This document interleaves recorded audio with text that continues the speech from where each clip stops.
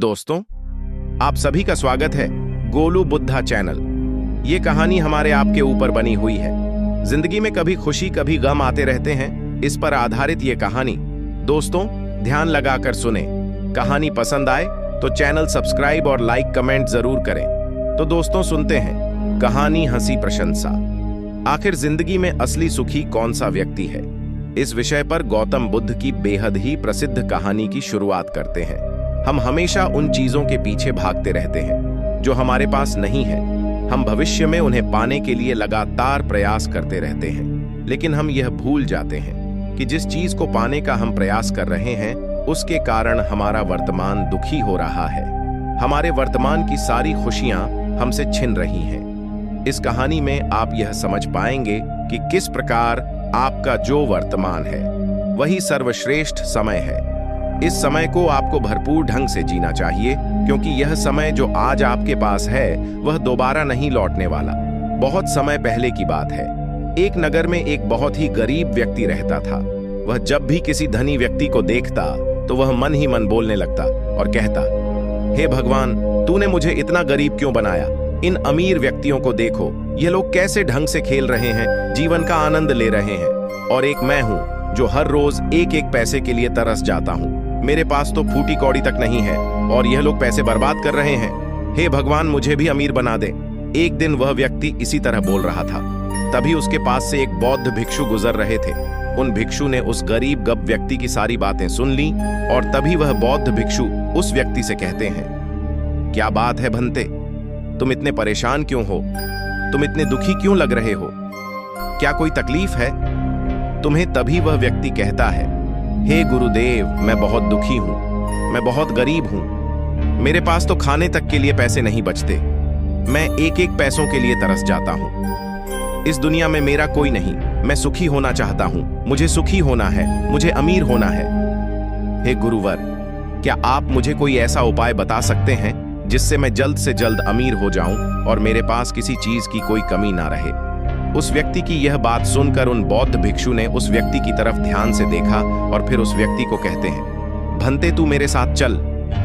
इतना कहकर वह भिक्षु उस गरीब व्यक्ति को एक अमीर व्यक्ति के घर ले गए। उस अमीर के घर को देखकर उस गरीब व्यक्ति की आंखें फटी की फटी रह गई। उस गरीब व्यक्ति ने उन भिक्षु से कहा, हे गुरुवर, इतना अमीर होने के लिए तो मैं कुछ भी कर सकता हूं। यदि मेरे पास इतने पैसे हो तब तो क्या ही बात है, इस घर में तो कितना आनंद आता होगा। तभी वह भिक्षु मुस्कुराने लगे और उस गरीब व्यक्ति से कहते हैं, इसीलिए तो मैं तुम्हें यहां पर लाया हूं। इतना कहते हुए भिक्षु उस व्यक्ति को उस घर के मालिक के पास ले जाते हैं और उस अमीर व्यक्ति से कहते हैं, तुम्हारे पास तो इतनी धन दौलत, इतना आलीशान घर और सारे ऐश ओ आराम है, क्या तुम सुखी हो? तभी व्यक्ति जरा सा मायूस होकर उन बौद्ध भिक्षु से कहता है, हे गुरुवर, कैसा सुख? केवल धन दौलत होने से सुख तो नहीं आ जाता।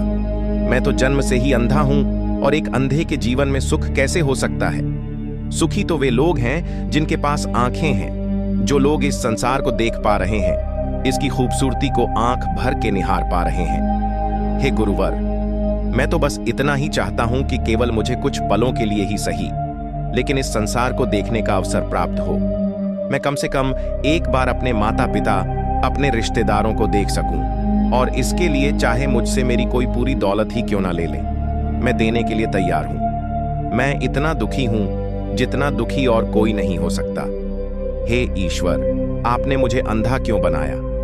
तभी उन बौद्ध भिक्षु ने उस गरीब व्यक्ति की ओर इशारा करते हुए कहा, तुम्हारे पास एक बहुत दिग्गज अवसर है। यदि तुम चाहो तो केवल अपनी आंखें देकर तुम इस अन्य व्यक्ति की सारी धन दौलत ले सकते हो, और उसके बाद तुम भी अमीर बन जाओगे, तुम भी सुखी हो जाओगे, तुम्हें तुम्हारा सुख मिल जाएगा और इस अंधे व्यक्ति को उसका सुख प्राप्त हो जाएगा।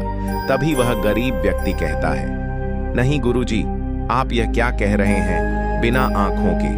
मैं अमीर हो होकर क्या करूंगा ना गुरु, ना मैं अपनी आंखें नहीं दूंगा।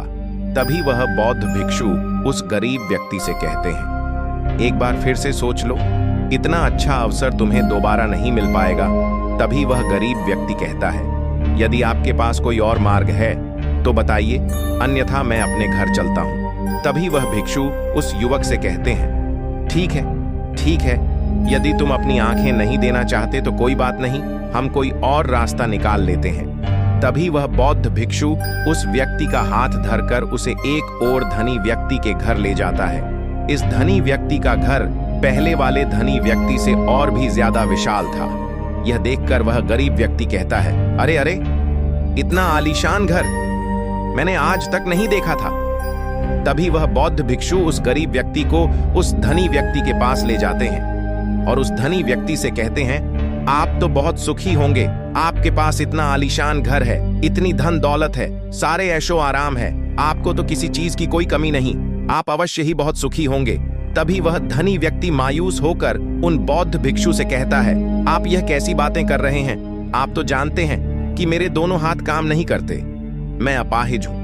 यह जो इतनी धन दौलत आप देख रहे हैं, इन्हें देखकर भी मैं अपने हाथ वापस नहीं ला सकता, तो ऐसे में यह धन दौलत मेरे किस काम की? इससे तो अच्छा होता कि ईश्वर ने भला ही मुझे गरीब बनाया होता, लेकिन कम से कम मेरे दोनों हाथ मुझे सही दे देता। ना जाने भगवान ने मुझे क्यों अपाहिज बना दिया। जितना दुखी मैं हूं, उतना दुखी और कोई नहीं होगा। तभी एक बार फिर उन बौद्ध भिक्षु ने उस गरीब व्यक्ति की ओर इशारा करते हुए कहा, भंते, तुम्हारे पास एक और मौका है। यदि तुम चाहो तो अपने दोनों हाथ देकर इस अमीर व्यक्ति की सारी धन दौलत ले सकते हो। क्या कहते हो? क्या तुम तैयार हो? और अब की बार तो तुम्हें आंखें भी नहीं देनी होगी, तुम्हारी आंखें तुम्हारे साथ ही रहेंगी। तभी वह गरीब व्यक्ति उन बौद्ध भिक्षु से कहता है, अरे महाराज, आप यह क्या कह रहे हैं? एक अपाहिज होकर मैं इस धन दौलत का क्या करूंगा?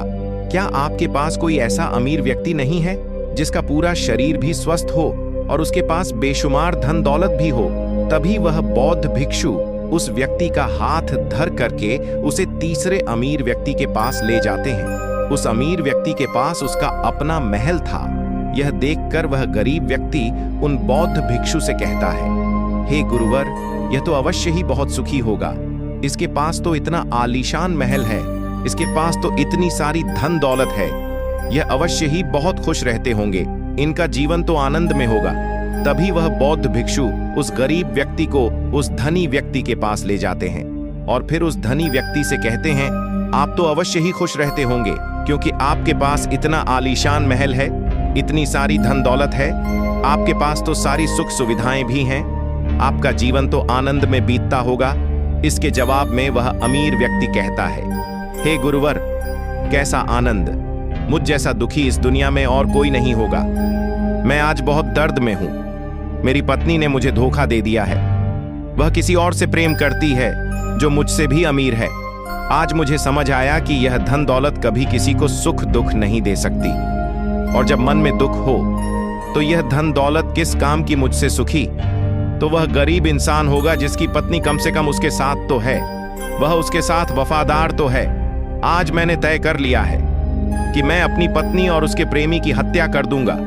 यह सुनकर वह भिक्षु उस अमीर व्यक्ति से कहते हैं, इससे पहले कि तुम ऐसा कदम उठाओ, कम से कम मुझे भोजन तो करवा जाओ और भोजन की व्यवस्था करो और साथ में कुछ कांच के टुकड़ भी ले आना। वह धनी व्यक्ति सभी साधु संतों का बहुत आदर करता था, इसलिए वह उन बौद्ध भिक्षुओं की बात मान जाता है। लेकिन वह यह नहीं समझ पाता कि आखिर उन बौद्ध भिक्षु ने खाने के साथ कांच के टुकड़े क्यों मंगवाए हैं। लेकिन जैसा कि उन बौद्ध भिक्षु ने कहा था, वह अमीर व्यक्ति उसी प्रकार खाने की व्यवस्था कर देता है। वह भोजन के साथ साथ कुछ कांच के टुकड़ लेकर उन बौद्ध भिक्षु के पास पहुंचता है।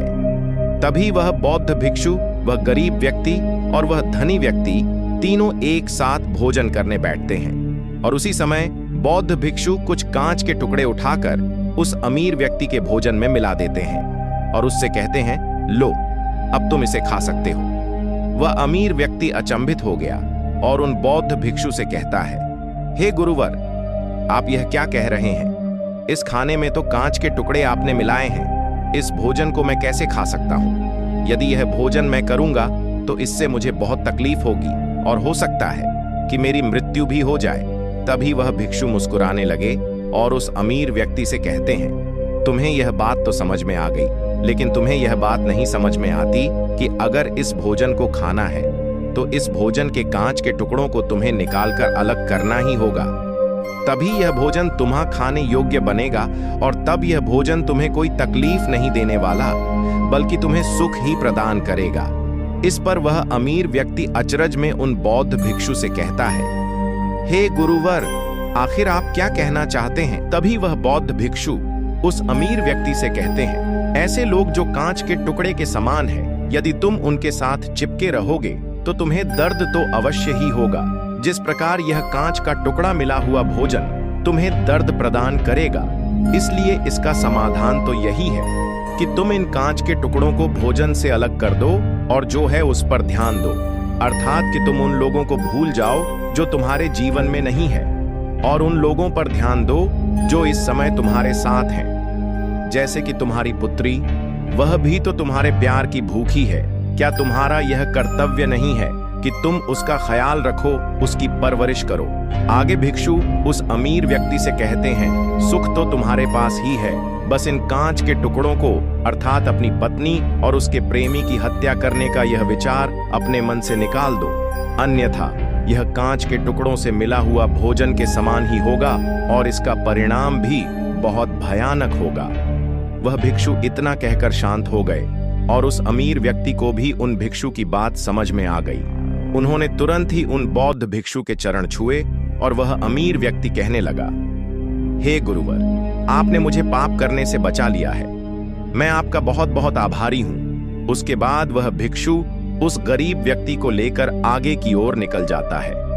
तभी रास्ते में वह गरीब व्यक्ति उन भिक्षु से कहता है, हे गुरुवर, क्या इस दुनिया में ऐसा कोई नहीं है जो सुखी हो? तभी वह भिक्षु उस गरीब व्यक्ति से कहते हैं, भंते, आखिर तुम सुखी क्यों नहीं हो? इस पर वह गरीब व्यक्ति कुछ देर के लिए सोच विचार करता है, लेकिन उसके पास कोई जवाब नहीं होता। तभी वह भिक्षु उस गरीब व्यक्ति से कहते हैं, क्योंकि तुम्हें वह चाहिए जो तुम्हारे पास नहीं है। तुम्हारे पास धन नहीं है और तुम्हें धन चाहिए। तुम अमीर होना चाहते हो, तुम्हें लगता है कि वह तुम्हें सुख देगा, लेकिन तुम इस वास्तविकता को भी भूल रहे हो कि बाद में तुम्हें दुख भी वही देगा। जैसे कि जब हम पहले एक अमीर व्यक्ति के पास पहुंचे थे तो उसके पास आंखें नहीं थी, उसके पास जो नहीं था वह उसके लिए बिलख रहा था, जबकि उसके पास तो बेशुमार धन दौलत थी और उसका पूरा शरीर भी पूरी तरह से स्वस्थ था, लेकिन उसका ध्यान उस पर नहीं था। वह उसे छोड़कर उन चीजों के पीछे भाग रहा था जो उसके पास नहीं थी। इसी तरह से दूसरे अमीर व्यक्ति के पास आंखें थीं, धन दौलत भी थी, लेकिन हाथ नहीं थे। इसी प्रकार जो चीज उसके पास थी वह उसका आनंद नहीं ले रहा था, बल्कि वह तो इस दुख में था कि उसके पास उसके हाथ नहीं है। और ठीक इसी प्रकार से तीसरा अमीर व्यक्ति भी दुखी था, क्योंकि उसके पास तो धन दौलत भी थी, ऐशो आराम भी था, और उसके पास तो उसका पूरा शरीर भी था। वह पूरी तरह से स्वस्थ और तंदुरुस्त भी था, लेकिन फिर भी वह दर्द में था, क्योंकि उसे उसकी पत्नी ने धोखा दे दिया था, जो उसकी कभी हो ही नहीं सकती थी। जो स्त्री केवल धन के लिए किसी और के साथ भाग जाए, क्या वह उसका साथ कभी दे सकती थी? नहीं। लेकिन उस अमीर व्यक्ति के पास जो था, अर्थात उसकी पुत्री, वह उसके बारे में सोच ही नहीं रहा था। आगे वह भिक्षु उस गरीब व्यक्ति से कहते हैं, अमीर गरीब होने से दुख और सुख का कोई मतलब नहीं होता।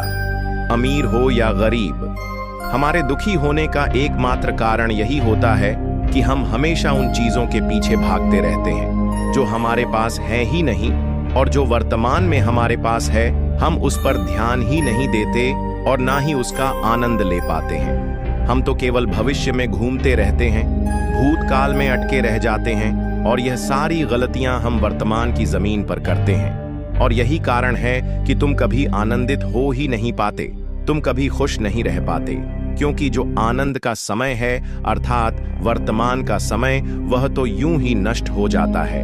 तभी आगे वह भिक्षु उस गरीब व्यक्ति की ओर इशारा करते हुए कहते हैं, भंते, तुम मुझे यह बताओ, क्या तुम्हारे पास उन तीनों अमीर व्यक्तियों के दुखों में से कोई एक भी दुख है? तभी वह गरीब व्यक्ति सोच विचार कर उन भिक्षु से कहता है, नहीं, मेरे पास उन अमीर व्यक्तियों के दुख में से कोई भी दुख नहीं है। इस पर भिक्षु उस गरीब व्यक्ति से कहते हैं, तो फिर तुम दुखी क्यों हो? इसका जवाब देते हुए वह गरीब व्यक्ति उन भिक्षु से कहता है, हे गुरु, भले ही मैं उनके मुकाबले सुखी हूं, पर क्या धन कमाना या धन प्राप्त करने की इच्छा नहीं होनी चाहिए? क्या मुझे अपने वर्तमान को इसी तरह से स्वीकार कर लेना चाहिए? क्या मुझे हमेशा इसी तरह से गरीब रहना चाहिए? तभी भिक्षु दिल से मुस्कुराते हुए उस गरीब व्यक्ति से कहते हैं, वर्तमान में वर्तमान क्षण का आनंद लो। वर्तमान में ही ऐसे कर्म करो जिससे तुम्हारा भविष्य सुधर सके, लेकिन ऐसी चीजों के पीछे व्यर्थ समय न गवाहो जो तुम्हारे पास आज नहीं है। जो तुम्हारे पास आज है उसका आनंद लो, और जो तुम पाना चाहते हो उसके लिए केवल कर्म करो, और उस कर्म का फल तुम्हें भविष्य में मिलेगा। यानी इसकी चिंता में भी मत रहना, क्योंकि यदि तुम इसकी चिंता में रहोगे तो कभी सुखी नहीं रह पाओगे, भले ही हालात कितने भी बुरे क्यों ना हो। केवल अपने आज पर ध्यान दो और अपने कर्म मन लगाकर करो। इतना कहकर वह भिक्षु शांत हो गए, और गरीब व्यक्ति को भी उन बौद्ध भिक्षु की बात अच्छी तरह से समझ में आ चुकी थी। वह यह समझ चुका था कि अब से उसे अपने वर्तमान पर ध्यान देना है, उसे अपने वर्तमान को सुधारना है। उसके बाद उस गरीब व्यक्ति ने उन बौद्ध भिक्षु को प्रणाम किया और वापस अपने घर लौट गया। अब से वह गरीब व्यक्ति यह सोचकर हमेशा खुश रहने लगा कि कम से कम वह उन 3 अमीर व्यक्तियों से अधिक खुश है। उसके पास अधिक खुशियों की वजह है। हाँ, यह बात और है कि उसके पास धन नहीं है, लेकिन उसके पास ऐसी चीजें हैं जो धन से कहीं ज्यादा कीमती हैं, और वह है उसका पूरा शरीर जो पूरी तरह से स्वस्थ है। दोस्तों, मैं उम्मीद करता हूं कि यह कहानी सुनने से आपके जीवन में अच्छे बदलाव आए होंगे। आपको इस वीडियो से क्या सीखने मिला, यह कमेंट करके जरूर बताइए, और अपने परिवार, दोस्तों या आपके करीबी इंसान के साथ यह कहानी शेयर करके उन्हें भी इस ज्ञान से परिचित करवाएं। बाकी अगर आपको यह वीडियो दिल से अच्छी लगी हो तभी इस वीडियो को लाइक कर देना, और आपने अब तक इस चैनल को सब्सक्राइब ना किया हो तो चैनल को सब्सक्राइब भी जरूर कर देना। आपका हर दिन शुभ हो और खुशियों से आपका जीवन भरा रहे। धन्यवाद। नमो बुद्धाय। चलिए बढ़ते हैं दूसरी कहानी की तरफ। इस कहानी में एक अजीब सा रहस्य बताया गया है, जिससे आप अपने अवचेतन मन की शक्ति को इस्तेमाल करके जिंदगी की कठिन से कठिन सफलता आसानी से प्राप्त कर सकते हैं। कैसे अपने अवचेतन मन की शक्ति को इस्तेमाल करना है, इसकी विधि क्या है, इस विषय पर हम आज एक अद्भुत कहानी आपको सुनाएंगे। दोस्तों, हमारा जो चेतन मन होता है उससे करीब 9 गुना अधिक ताकतवर हमारा अचेतन मन होता है। अगर 1 गुना ताकत हमारे चेतन मन के पास है तो इसका अर्थ यह हुआ कि उससे 9 गुना अधिक ताकत हमारे अवचेतन मन के पास है, क्योंकि अवचेतन मन ही हमारे पूरे शरीर को नियंत्रित करता है। चेतन मन हमारे दिमाग का एक हिस्सा है जो हमारे विचारों और भावनाओं से प्रेरित होता है, और हमारा चेतन मन ही तर्क वितर्क करने में हमारी मदद करता है। लेकिन दूसरी तरफ हमारा अवचेतन मन यह तर्क वितर्क नहीं करता, यह उस जानकारी को ग्रहण कर लेता है जो इसे चेतन मन देता है। इसीलिए जैसा हम अपने अवचेतन मन में सोचते हैं वैसे ही हम बनते चले जाते हैं। क्या आपने कभी इन बातों पर विचार किया है कि कोई व्यक्ति दुखी क्यों है और वहीं पर दूसरा व्यक्ति इतना सुखी क्यों है? एक व्यक्ति सुख और समृद्धि से भरा हुआ है, वहीं पर दूसरा व्यक्ति इतना गरीब और दुखी क्यों है? एक व्यक्ति भयभीत है जबकि दूसरा व्यक्ति आस्था और विश्वास से भरा हुआ है। एक व्यक्ति आलीशान महलों में रहता है, वहीं पर दूसरा व्यक्ति गरीब और टूटी फूटी कुटिया में रहता है। कोई बहुत सफल है तो कोई असफल। कोई व्यक्ति जरा सी मेहनत करके सफलता प्राप्त कर लेता है, और वहीं पर कोई दूसरा व्यक्ति जीवन भर मेहनत करने के बाद भी असफल ही रह जाता है। तो आखिर इन सब चीजों का कारण क्या है? क्या आपने कभी इन पर विचार करने की कोशिश की है? हमारे जीवन में जो भी अच्छा है वह हमारे चेतन मन पर निर्भर करता है। अर्थात यदि आप अपने चेतन मन में यह बात भरेंगे कि मेरे साथ जो कुछ भी होगा वह अच्छा होगा, मेरे साथ जो कुछ भी हो रहा है वह अच्छा हो रहा है, और मैं एक दिन कामयाब जरूर बनूंगा, तो आप अवश्य ही अपने जीवन में कामयाब बन जाएंगे। वहीं पर यदि आप अपने अवचेतन मन में बुरी बुरी बातें रखेंगे, अर्थात नकारात्मक बातें कहेंगे, तो आपके जीवन में केवल नकारात्मकता ही भर जाएगी और आपके साथ कुछ भी अच्छा नहीं होगा। आप जहां जाएंगे वहां पर आपके हाथ केवल असफलता ही लगेगी। आप हमेशा निराश और परेशान ही रहेंगे, लेकिन उनका हल आपको कभी नहीं मिल पाएगा। इसलिए यदि आप भी अपने मन को अच्छी तरह से जानना चाहते हैं, वह सेवा काम करवाना चाहते हैं, जो आप चाहते हैं उसे अपने नियंत्रण में रखना चाहते हैं, तो इस कहानी को अंत तक जरूर देखिएगा, क्योंकि इस वीडियो में आपको ऐसी महत्वपूर्ण जानकारियां मिलेगी जिसकी मदद से आप अपना जीवन अच्छे से जी सकते हैं।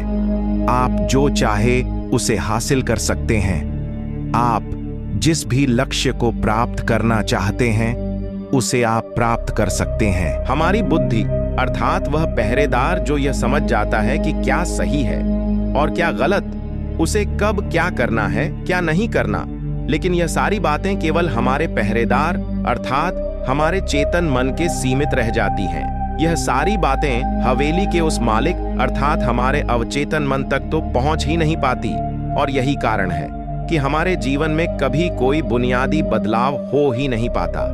ठीक उसी प्रकार जैसे कि यदि आपसे कोई कहता है कि पौधे में पानी भरोगे तो वह पौधा एक दिन वृक्ष होगा और फिर उसमें फल आएंगे, और आप उस बात को मान लेते हैं और उस पौधे में पानी भी देते हो, लेकिन आप पौधे की पत्तियों पर पानी देते हो और सोचते हो कि इसमें फल आएंगे। लेकिन जरा एक बार के लिए ये सोचिए, अगर पत्तियों में पानी दोगे तो उसमें फूल और फल कैसे आएंगे? हमें तो उस पौधे की जड़ में पानी देने की आवश्यकता है, लेकिन हम में से अधिकांश लोग केवल पत्तियों पर ही पानी छिड़क कर अपने आप को बहुत भाग्यशाली समझने लगते हैं, लेकिन वे यह भूल जाते हैं कि जो जो पानी वह पत्तियों पर दे रहे हैं वह पानी पेड़ की गहराइयों में तो जा ही नहीं पा रहा, तो ऐसे में उस पौधे पर फल कैसे लगेंगी? ठीक इसी प्रकार हम भी अपने मन के साथ करते हैं, और यही कारण है कि हम अपने जीवन में जो भी चाहते हैं वह हमें नहीं मिल पाता। हम अपने जीवन में फल चाहते हैं लेकिन वह हमें नहीं मिल पाता। इस पर शिष्य उन गुरुवर से कहता है, हे गुरुवर, तो फिर हमें क्या करना चाहिए? क्या ऐसा कोई उपाय है जिससे हम अपने चेतन मन की सारी बातें अपने अवचेतन मन तक पहुंचा सकें? ऐसी कोई प्रक्रिया है जिसमें हम अपने संदेश को अपने चेतन मन तक पहुंचा सकें? इस पर वह गुरुवर शिष्य से कहते हैं, भंते, यदि तुमने अपने संदेश को चेतन मन तक पहुंचा दिया तब तुम जो चाहोगे वह इच्छा प्राप्त कर सकते हो। तुम जैसा चाहो उस लक्ष्य को प्राप्त कर सकते हो, क्योंकि हमारा अवचेतन मन हमारे चेतन मन से 9 गुना अधिक शक्तिशाली होता है। आपने कभी ना कभी यह देखा ही होगा कि एक मनोवैज्ञानिक जब किसी के मन के गुप्त राज्य को जानने की कोशिश करता है, तब वह मनोवैज्ञानिक जब उसके मन की बात को बाहर निकलवाना चाहता है, उसके अतीत में जो भी घटना घटी है उसमें साफ साफ रूप से प्रवेश करना चाहता है, तो इसके लिए वह हाइपोस का उपयोग करते हैं। और आप में से अधिकांश लोगों ने इस प्रक्रिया को देखा ही होगा। इस प्रक्रिया का प्रयोग करके मन की सारी सूचनाएं अपने आप ही बाहर निकलती हैं। इस प्रकार किसी के भी मन को काबू में करके हम उससे जो चाहे वह कार्य करवा सकते हैं। हाँ, अब आपके मन में यह भी प्रश्न उठ रहा होगा कि शायद वह सभी हमारे अवचेतन मन की चाल को समझते हैं, वह इसे अच्छी तरह से जानते हैं कि उसे किस तरह से अपने काबू में किया जाता है। तो इसका जवाब बहुत ही सीधा और सरल है, और इसका जवाब है हाँ, क्योंकि उन्होंने इसके ऊपर कई बार प्रयोग किया है और वह इसमें इतने निपुण हो जाते हैं कि वह किसी भी दूसरे मन पर अपना काबू कर सकते हैं। और अगर आप भी अपने अवचेतन मन की बात को समझते हैं, अपने मन की चाल को समझते हैं, तो आप भी अपने ही नहीं बल्कि किसी दूसरे के मन को भी वश में कर सकते हैं। आगे गुरुवर अपने उस शिष्य से कहते हैं, भंते, अपने अचेतन मन तक संदेश पहुंचाने के लिए आपको अपने चेतन मन को शांत करना होगा, उसे सुलाना होगा। और ऐसा इसीलिए क्योंकि हमारा चेतन मन तर्क वितर्क करने में माहिर है। वह एक पहरेदार है, वह हमारी रक्षा के लिए हमेशा तैनात रहता है। इसीलिए जब भी तुम अपना कोई संदेश उस चेतन मन तक पहुंचाने की कोशिश करोगे, जरे नियतो वह तुमसे तर्क वितर्क जरूर करेगा और हमें अपनी बात अपने मालिक तक पहुंचाने की इजाजत तक नहीं देगा। जब तक कि हम अपनी बात अपने चेतन मन को अच्छी तरह से समझा नहीं देते या उसे शांत नहीं कर देते, तब तक वह हमें उस हवेली में घुसने नहीं देगा, क्योंकि हमारी सामान्य बुद्धि अर्थात हमारा चेतन मन तर्क वितर्क करने में माहिर होता है। और यही कारण है कि हम में से अधिकांश लोग अपने अचेतन मन तक एक साफ और स्पष्ट संदेश पहुंचा ही नहीं पाते। और इसी कारण हम अपने अचेतन मन को भी अच्छी तरह से समझ नहीं पाते और हमारा अचेतन मन तर्क वितर्क नहीं करता।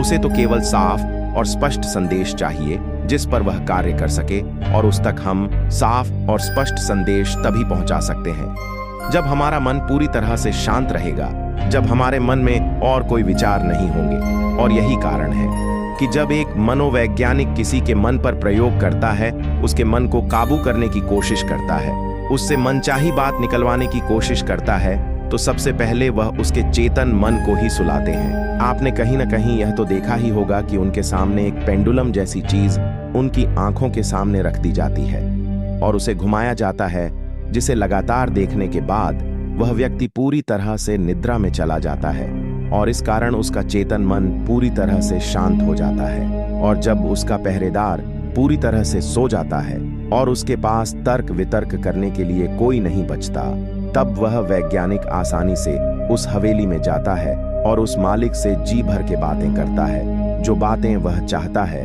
वह बातें वह उससे निकलवा देता है। टिब के एक महान दार्शनिक ने कहा था कि अगर बात समझ में आ जाए तो आपका जीवन परिवर्तित हो जाता है, लेकिन उन्होंने वह बात उस समय के लोगों के लिए कही थी, क्योंकि उस समय टिब और बाकी दुनिया के लोग बहुत सरल हुआ करते थे। उनका मन बहुत साफ हुआ करता था और उनको जो भी बातें बताई जाती थी वह उन बातों को बहुत शांतिपूर्वक सुनते और समझते थे। उस समय कोई भी तर्क वितर्क नहीं करता था, और जब कोई व्यक्ति तर्क वितर्क करने में माहिर होता था तो वह उसे तर्क वितर्क करने देते और शांति से केवल उसकी बातें सुनते, जब तक कि व्यक्ति तर्क वितर्क करके थक ना जाए तो वह गुरु के पास वापस आता है और उनसे कहता है गुरुवर, मैं अब तर्क वितर्क करके थक चुका हूं, लेकिन उससे मुझे कुछ भी हासिल नहीं हुआ। कृपया करके अपना कोई मार्ग बताइए। आप मुझे अपने तरीके से समझाएं, अब मैं उसमें कोई भी अवरोध उत्पन्न नहीं करूंगा। ठीक इसी प्रकार से हमारी बुद्धि भी काम करती है जब हमारा मस्तिष्क तर्क वितर्क करके थक जाता है। तब उसे इस बात का एहसास होता है कि तर्क वितर्क करके उसे कुछ भी हासिल नहीं होने वाला और उस समय तक उसे कुछ भी समझ में नहीं आएगा। अगर आपको यह वीडियो दिल से अच्छी लगी हो तभी इस वीडियो को लाइक कर देना, और आपने अब तक इस चैनल को सब्सक्राइब ना किया हो तो चैनल को सब्सक्राइब भी जरूर कर देना। आपका हर दिन शुभ हो। धन्यवाद। नमो बुद्धाय।